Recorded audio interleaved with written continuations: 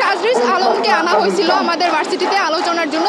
উনিও আমাদেরকে বলছিলেন যে তোমাদের পজিটিভ একটা ভাইব দেবো আমরা, কিন্তু তারপরে আর ওনার কোনো কথা শোনা যায় নাই। এখনো পর্যন্ত উনি আমাদের সাথে কোনো আলোচনায় বসে নাই।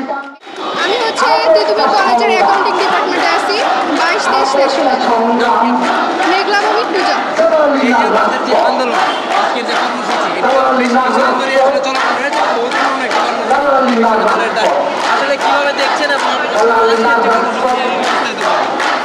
আমি হচ্ছে এটা খুবই পজিটিভ দেখতেছি, কারণ আমাদের বড় ভাইরা যারা করতেছে বিগত 27 বছর যাবত আমি শুনে আসছি আর কি, ওরা আন্দোলন করতেছে।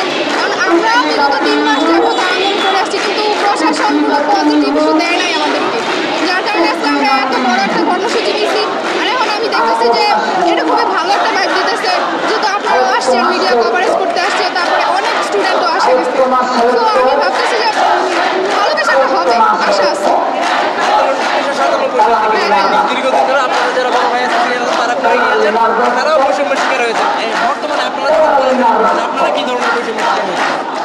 আমরা হচ্ছে যে আমার কথা যদি বলি, আমি যে 22-23 সেশন, আমার এক্সাম 15 মাস হয়ে গেছে। আমি এতদিন হচ্ছে যদি আমরা যে বৈষম্য বিরোধী ছাত্র আন্দোলনের কথা বলি, ওইটা যদি বাদও দেয়, তারপরও ভাবি আমাদের 15 মাস হয়ে গেছে, আমাদের এক্সামের রুটিন দিছে না। বিগত কয়েকদিন যাবত আমরা আন্দোলন করার পরে আমাদের আন্দোলনকে দামানোর জন্য ওরা রুটিনটা বের করছে। এখন আমরা রুটিন অনুযায়ী আমরা তো পড়া শুরু করছি যাতে আমরা আন্দোলন করতে না পারি, কিন্তু তারপর আমরা আন্দোলনটা চালাই যাইতেছি। তারপরে আরো বলা যেতে পারে যে যখন আমাদের রেজাল্টের কথা বলি, রেজাল্ট আমাদের 6 মাস পার হয়ে যায়, 7 মাসও পার হয়ে যায়, আমরা রেজাল্ট পাই না। তারপরে আবার আমাদের কাছে রিটেক, ধরেন একটা সাবজেক্ট আমাদের মিস গেল, তখন ওই সাবজেক্টটা আমাদের রিটেক দেওয়ার জন্য আমাদেরকে 2000-1500 টাকা দিয়ে ভাবিতে আবার রিটেক দিতে হয়। রিটেক দেওয়ার সময় অনেক সময় দেখা যায় আমাদের খাতা খুঁজে পাওয়া যায় না। এরকম আরও অনেক বৈষম্য আছে, দাবি আমাদের উপর করতেছে। আমরা চাই না এরকম আরও কোনো বৈষম্য হোক, আর আমরা চাই আপনারা এটা মিডিয়া পজিটিভ একটা কিছু দেখান। আমরা চাই খুব তাড়াতাড়ি কমিশন গঠন হোক। বৈষম্য বিরোধী আন্দোলনে তিতুমির কলেজের অনেক ভূমিকা ছিল, তিতুমির কলেজ থেকে ছাত্র শহীদ হয়েছে। সেক্ষেত্রে আপনাদের তো আসলে প্রত্যাশা থাকতেই পারে দাবি পূরণে, কিন্তু হচ্ছে না, কীভাবে দেখছেন? হচ্ছে না, আমরা আন্দোলন করে যাচ্ছি, এখন পরবর্তীতে আন্দোলনে থাকার ইচ্ছা আছে। যতদিন না পর্যন্ত কমিশন গঠন করবে আমরা রাস্তায় থাকবো, আন্দোলন করব। আর আমরা সরকারের কাছেও একটা আবেদন করছি, তারপরে বিশ্ববিদ্যালয় মঞ্জুরি কমিশন, ওইখানেও সমস্ত স্মারকলিপি প্রদান করা হয়েছে। তারা যদি চায় তারা অবিলম্বে তিতুমিরকে বিশ্ববিদ্যালয় করতে পারে, কিন্তু তারা যে অবহেলাটা করছে আমাদের এটা খুবই একটা বিষণ্ণতা সৃষ্টি করছে। আমরা খুবই কষ্টের মধ্যে আছি এই বিষয়টা নিয়ে, যে ওরা কেন হেলাফেলা করতেছে।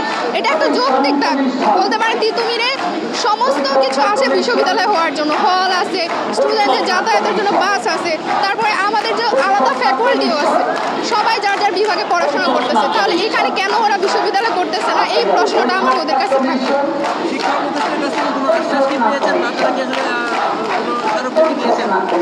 হ্যাঁ, আমরা স্মারকলিপি দিয়েছি, আরও অনেক আগে থেকে আমাদের বড় ভাইরা এই কাজগুলো করতেছে, বাট ওরা হচ্ছে বলতেছে যে তোমরা আন্দোলন দমায় যাও, আমরা কিছু একটা করব।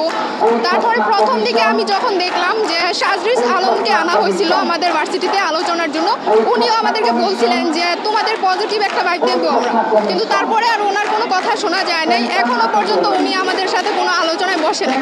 এর আগেও আমার ভাইরা হচ্ছে গিয়ে এখানে আন্দোলন করছে, তখনও আমাদেরকে আশ্বাস দিয়েছিল যে তোমরা চলে যাও, যে আমরা কমিশন গঠন করব বা সরকারের সাথে কোনো কথা বলবো, কিন্তু ওরা কোনো কথা বলে নাই।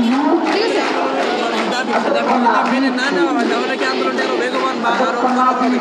হ্যাঁ, এটা তো আরো বেগবান হওয়ার কথা, কারণ এইভাবে তো চলতে পারে না। বিগত 27 বছর যাবত আমরা আন্দোলন করে আসছি, এটার একটা সমাধান তো প্রয়োজন, তাই না? তো আমি চাচ্ছি যে এটা আরো জোরালো হোক। আমরা যারা আছি আমরা সবাই আসি, যতদিন না পর্যন্ত কমিশন গঠন করতেছে আমরা ততদিন পর্যন্ত আন্দোলন করে যাব।